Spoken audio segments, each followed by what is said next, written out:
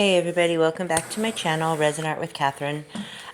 Today I thought I would show how I created, this is actually my 6th butterfly coaster that I've been trying.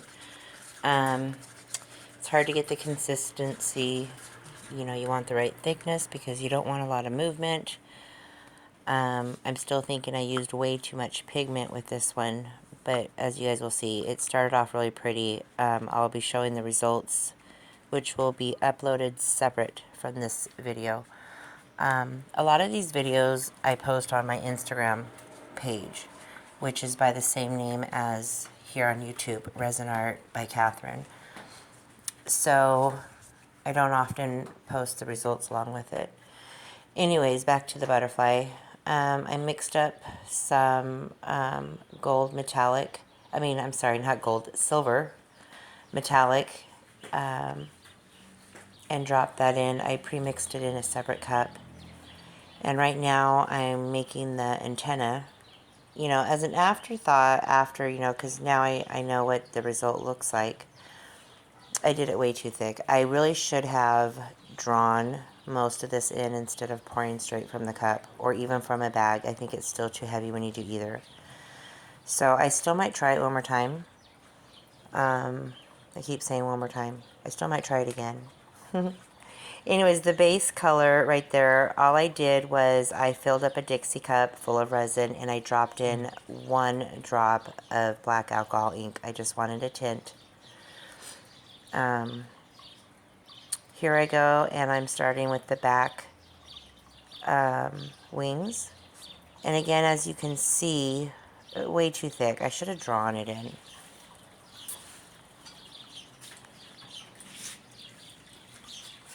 And this is mica powder that I'm using. I believe it's the Druzy, I think it's Druzy Silver by Meyspring. I will list everything below. The white pigment that I'm going to be using is my new favorite white paste now ever. And it's from Color Passion Art. Now, I purchase all of my Color Passion products from Debbie, who is with Deluxe Art. Again, I'll list her information below. She sells the Passion Top Cell White Paste from Color Passion, which is what I'm going to be using in this butterfly, which is what I use in all my flowers now. If you look at any of my posts, pretty much all of the white that I use now is from Color Passion. I love the consistency. You don't need that much. I love the crispness. I love just how it works. I really like it. So now I'm just doing some accents. White has a way of popping. Again, I should have used a stick. See, here I am, I guess just to fix it, but you see how gooey my resin is? Now, the resin that I'm using right here is from, it was a different resin that I had tried, which I'm going to purchase again because I really liked it. It's called Resin, oh gosh, I keep wanting to say Resin Fans. I was going to say Resin Friends, but I'm like, that's not it. On Amazon, I just typed in resin, and that was on the first page when I was scrolling, and it's listed under their store as Resin Fans, one word. It's listed also as a 40-minute working time. It's not. It's 30 minutes at the top, so you've got 20 minutes. But what I discovered about this resin is that it cures within 4 to 5 hours. 5 hours at the tops. So you can demold it and look at your work. Now, it's slightly tacky. It's not fully cured, but it's cured enough where you can demold it. And I really like that. So since I was antsy about this butterfly, I used this resin for this purpose. Now, that could make a big difference with your creations. Different resins create different effects. So, the body, what I had done was I took some of that mica and I mixed some white paste with it. I mixed just the white that I already had mixed up and some of that silver druzy, and mixed it together to make more of an opaque, solid look for the body. Again, I did use a stick, but I went in too thick because in the results you'll see it didn't hold its shape. I was thinking because the resin was so thick that it wouldn't really spread out so much. And I kept checking it, and it did. So,